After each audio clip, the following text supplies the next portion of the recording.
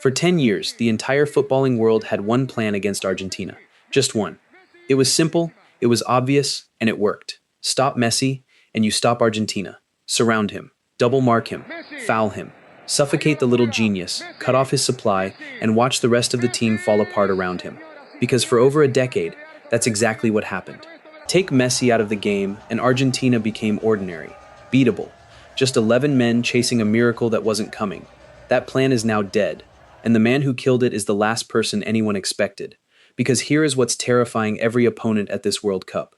Argentina have just won their first 3 games, 3-0 against Algeria, 2-0 against Austria, 3-1 against Jordan.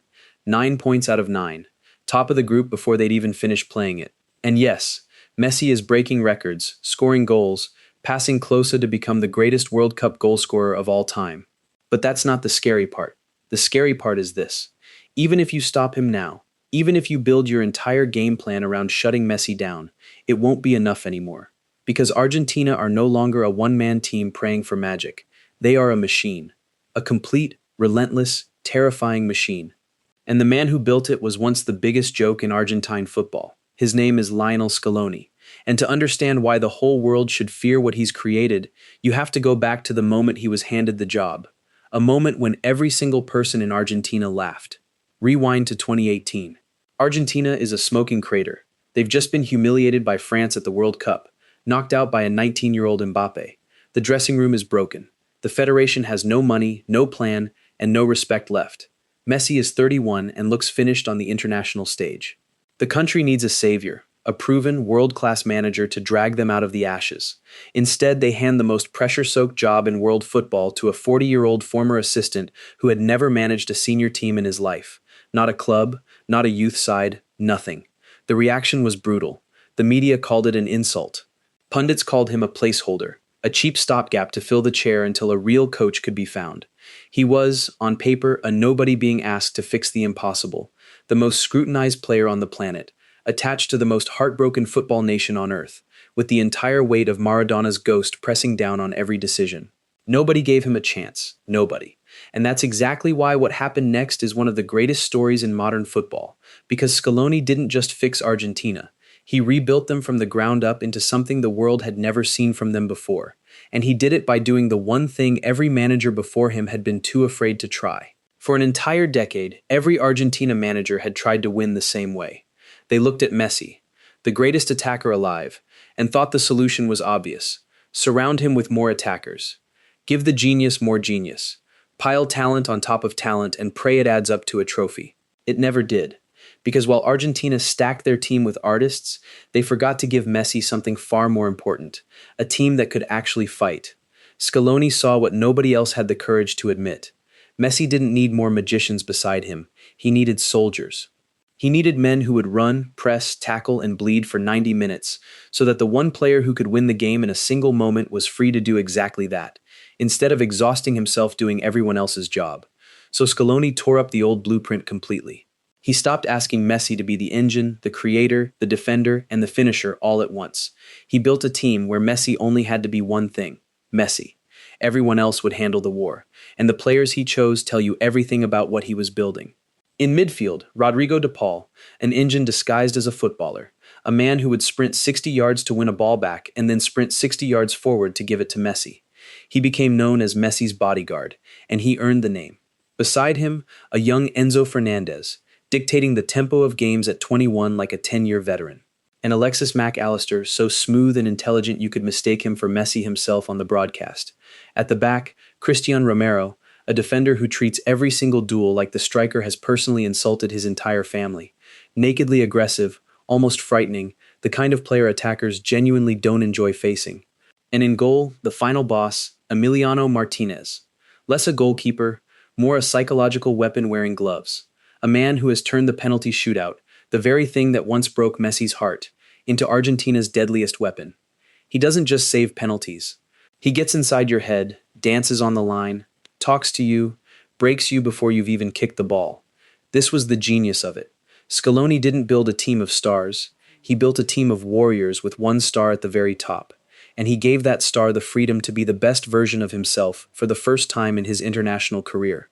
But the system was only half of it. The other half was something you can't coach, something you can't buy. Mentality. Watch this Argentina team play and you'll see it instantly. They compete for every loose ball like it owes them money. They battle in every duel. And when they fall behind or the game gets ugly, they simply refuse to die. This is a squad that doesn't panic, doesn't fold, doesn't crumble under pressure the way old Argentina sides did again and again. Skill wins you individual matches, but refusing to lose, that's what wins you tournaments.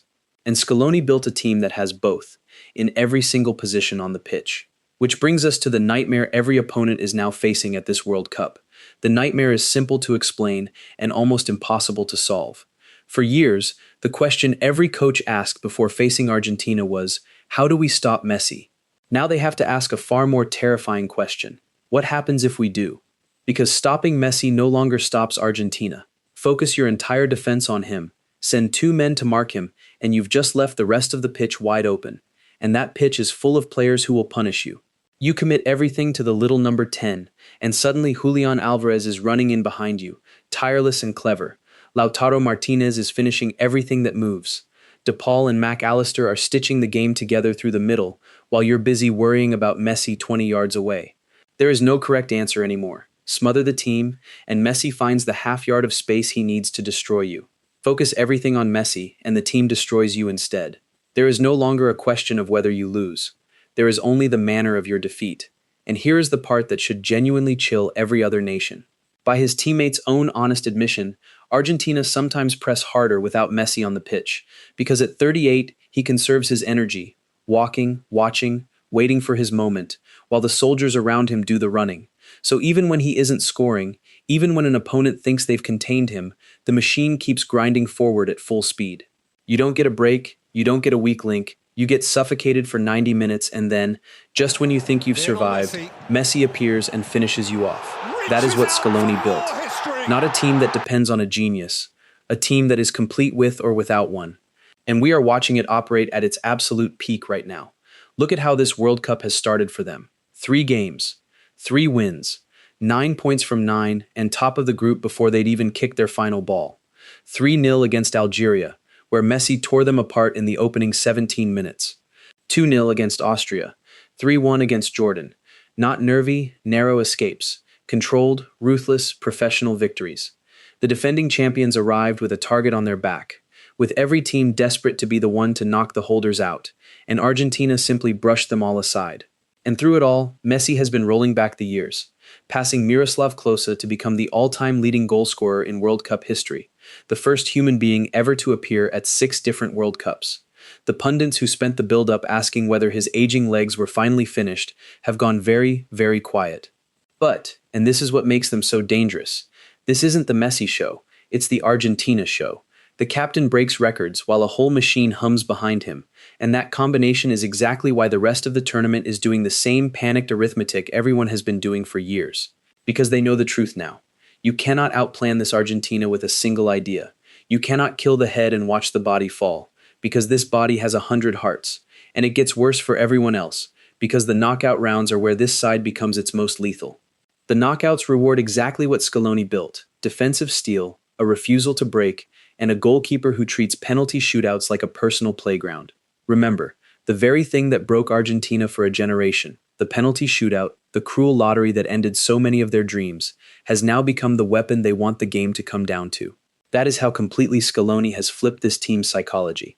Their greatest historical weakness is now their greatest strength, and the rest of the field knows it. France look frightening, tearing teams apart. Spain are young and fearless. England, Brazil, the usual giants are all still circling. But every single one of them, somewhere in their preparation, has had to sit in a room and confront the same impossible problem on the whiteboard. How do you beat a team that punishes you for marking its best player and punishes you again for not marking him? How do you break a team that simply will not break? The honest answer is, you probably don't. You hope. You pray Messi has an off day, and you pray that on the same day the machine around him misfires too. And the chance of both of those things happening at once, against a side this complete, is vanishingly small. This is why the whole world should fear Argentina. Not because of one man, though that one man is the greatest of all time, but because a 40-year-old former assistant who nobody respected, who an entire country laughed at, quietly built the most complete national team on the planet. He took a broken nation, a doubted genius, and the heaviest expectation in world football, and he turned all of it into a machine that no longer has a weakness to exploit. They are the defending champions. They are top of their group. They have the greatest goal scorer in World Cup history wearing the armband and a team of soldiers who would run through a wall for him, and they are playing like a side that doesn't just want to win this tournament, but fully expects to. History says you can't win back-to-back World Cups. The last team to do it was Brazil, more than 60 years ago. History is very confident about this, but history hasn't met what Lionel Scaloni built. And right now, on the evidence of these first 3 games, betting against this Argentina might be the most dangerous bet in football. Because every time the world has doubted this team, and this man, they've answered the only way they know how, on the pitch, with the trophy in their hands. This is the machine Scaloni built, and the rest of the world has every reason to be afraid.